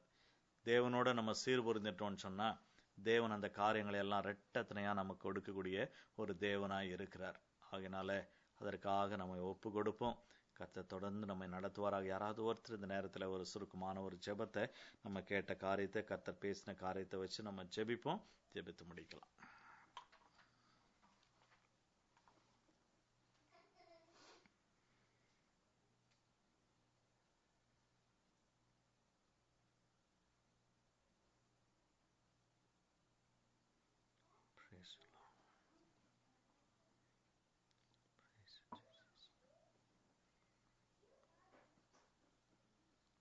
யாராவது ஒருத்தர் ஜெபம். ஸ்தோத்திர கர்த்தாவே, துதிக்கிறோம், ஸ்தோத்திரிக்கிறோம் அப்பா, நன்றி செலுத்துகிறோம் ராஜா. ஆண்டவரே சுவாமி, இதோ கர்த்தாவே இந்த நாளில் அப்பா ஆண்டவரே நாங்கள் தகப்பனே ஆண்டவரே ராஜா, நாங்கள் அப்பா சபையாய் சேர்ந்து கர்த்தாவே ராஜா அப்பா கர்த்தாவே அப்பா நீர் எங்களோடு பேசின காரியங்களை அப்பா நாங்கள் தியானிக்க கற்றுக் கொடுத்த கிருபைக்காக நன்றி செலுத்துகிறோம் ராஜா. ஆண்டவரே சுவாமி அப்பா தகப்பனே இதோ ராஜா அப்பா பாவத்தின் கர்த்தாவே ஆண்டவரே சுவாமி ராஜா கர்த்தாவே அப்பா ராஜா அப்பா வேறே கர்த்தாவே ராஜா நாங்கள் உணர்ந்து கொண்டு ஆண்டவரே சுவாமி அப்பா தகப்பனே உண்மையான கர்த்தாவே ஒரு மனம் திரும்புதல் ராஜா ஆண்டவரே சுவாமி அப்பா எங்களுக்கு தகப்பனே ராஜா வேண்டும் என்று கர்த்தாவே ஆண்டவரே சவுலின் காரியங்கள் மூலமாக நாங்கள் கற்றுக்கொண்ட தகப்பனே ஆண்டவரே சுவாமி ராஜா கர்த்தாவே தேவாதி தேவன் ஆண்டவரே வார்த்தையினாலே உலகங்களை உருவாக்கி எங்கள் தேவன் தகப்பனே தகப்பனே தகப்பனே ராஜா நீர் அவமானத்தை ராஜா நீர் இல்லாம தகப்பனே சிலுவை கர்த்தாவே நீங்க சகித்தீங்க என்று பார்த்தோம் ராஜா. நாங்க தகப்பனே ராஜா பாவம் பண்ணின ஆண்டவரே சுவாமி ராஜா அப்பா நாங்க தகப்பனே அதை ஒப்புக்கொண்டு துக்கித்து அழுது மனம் திரும்பி ராஜா ஆண்டவரே சுவாமி அப்பா கர்த்தாவே நாங்கள் அப்பா ஒரு உண்மையான ஆண்டவரே எங்களுடைய வாழ்க்கையில காணப்படும்படியாய் நன்றி செலுத்துகிற ராஜா. நன்றி அப்பா ராஜா. இதோ கர்த்தாவே அந்த ராஜா என்ற அப்பா அவன் தகப்பனே அவன் அப்பா எல்லாவற்றையும் தேவனுக்கு அவனுக்கு இருந்த உறவை ராஜா. இந்த உலகத்தின் மேன்மைக்காக ராஜா நாங்க ராஜா ஆண்டவரே பரலோக மேன்மை ராஜா அப்பா எங்களுக்கும் உமக்கும் உள்ள சுவாமி பிடித்துக் கொள்ள சுவாமி இதோ கர்த்தாவே அப்பா நாங்க ராஜா அவன் ராஜாவது ஒளிந்து கொண்ட தகப்பனே அவன் தகப்பனே ராஜா. ஆனா ஒரு காலத்துல ராஜா ஆண்டவரே அதே அந்த பதவி கர்த்தாவே பிடித்துக் கொண்டது என்று பார்க்கிறோம் ராஜா. அப்படியாய் தகப்பனே ஆண்டவரே சுவாமி கர்த்தாவே நீர் எங்களுக்கு கொடுத்த ஆசீர்வாதங்கள் அப்பா எங்களை பிடித்துக் கொள்ளாதபடிக்கு தகப்பனே ஆண்டவரே சுவாமி ராஜா நாங்கள் கவனமா கர்த்தர் கிருபை செய்யுங்க அப்பா. விசேஷமாய் இந்த தேசத்துல ராஜா ஆண்டவரே நாங்க அப்பா ராஜா அப்பா ஹல்லேலூயா சமாதானத்திலும் ஆண்டவரே ராஜா சௌக்கியத்துல நாங்க வாழ்ந்து கொண்டிருக்கிறோம். Jesus. ராஜா கர்த்தாவே வீடு கார் என்று நாங்க சந்தோஷமா இருக்கிறோம் தகப்பனே. ஆமா எந்த ஆண்டவரே. ஒரு காரியமும் ராஜா எங்களை பிடித்துக் கொண்டு இல்லாதபடிக்கு தகப்பனே, ஆமென் எந்த ஐயா. ஒரு சூழ்நிலையிலும் கர்த்தர் தகப்பனே பாவத்தை உணர்த்தும் போது எல்லாவற்றையும் முதலில் Yes, தள்ளிவிட்டு Lord. தகப்பனே ஆமா ஆண்டவரே. வேண்டிய ஞானத்தை கர்த்தர் எங்களுக்கு கொடுக்கும்படியாய் ஆமென் ஆண்டவரே. ஸ்தோத்திரம் ஸ்தோத்திரம். ராஜா நன்றி நன்றி நன்றி Hallelujah. Praise you, God. ராஜா கர்த்தாவே அப்படியாய் தகப்பனே ஆண்டவரே ராஜா Yes, கர்த்தாவே Lord. நாங்கள் கற்றுக்கொண்ட காரியங்கள் ஆண்டவரே எங்களுடைய வாழ்க்கையில கர்த்தாவே Jesus. செயல்பட கர்த்தருக்கு விசைமுடியாய் Praise you, Father. ஆண்டவரே Praise you. எங்களோடு பேசுங்க தகப்பனே ஆண்டவரே சுவாமி Amen, இந்த நேரத்துல Jesus. பேசுங்க Yes. ராஜா கர்த்தாவே நாங்க டிரைவ் பண்ணும்போது பேசுங்க தகப்பனே. Amen, ஆண்டவரே இந்த yes. காரியங்களை குறித்து கர்த்தாவே ஆண்டவரே சுவாமி இதோ அது ஒரு கேட்டது கான்செப்டா ஆண்டவரே, இல்லாத yes, Lord. சென்று அது ஒரு ஆமாம், conviction ஆ எங்களுக்குள்ளாய் பாஸ். மாற கர்த்தருக்கு விசைமுடியாய் ஆமா ஆண்டவரே. நன்றி செலுத்துகிறோம். கர்த்தர் பெரிய காரியங்களை செய்யுங்க. Oh, ராஜா Jesus, thank கர்த்தருடைய you, நாமம் Lord. மகிமைப்படட்டும். ஆண்டவராகிய இயேசு ஆமென் கிறிஸ்துவின் ஆண்டவரே. நாமத்தில் ஸ்தோத்திரம். ஆமென் ஆமென் ஆமென். என் ஆத்மாவே கர்த்தரை ஸ்தோத்திரி, என் முழுமையுடைய பரிசுநாமத்தை ஸ்தோத்திரி. என் ஆத்மாவே கர்த்தரை ஸ்தோத்திரி, கர்த்தர் செய்த சகல உபகாரங்களையும் மறவாதே. ஆமென் ஆமென் ஆமென். Hallelujah. Praise the Lord. Praise Jesus. Praise the Lord.